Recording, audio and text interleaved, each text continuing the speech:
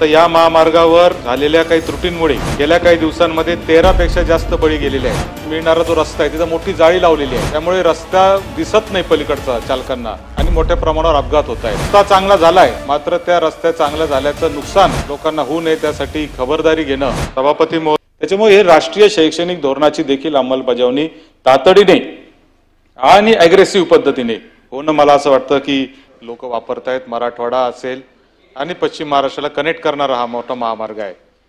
आता या महामार्गावर झालेल्या काही त्रुटींमुळे गेल्या काही दिवसांमध्ये 13 पेक्षा जास्त बळी गेलेले आहेत। मांदळीचं आपल्याला माहिती आहे सभापती महोदय की मांदळी इथे फार मोठ्या प्रमाणावर भाविक येत असतात।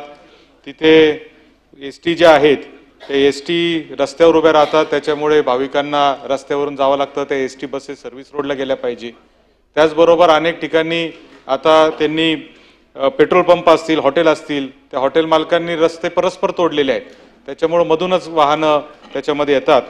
त्याचबरोबर आपण जर पाहिलं तर या ठिकाणी निमगाव गांगर्ड्यावरून जो महामार्गाला मिळणारा जो रस्ता आहे तिथे मोठी जाळी लावलेली आहे, ज्याच्याकडे 1 कोटी रुपये ज्याला सरकारकडून घेणे आहे त्याला 2 आणि 3 लाख रुपयाचं पेमेंट मिळतंय। म्हणजे हास्यास्पद अशी गोष्ट मला असं वाटतं की शिक्षणाच्या बाबतीमध्ये या ठिकाणी दिसते आहे।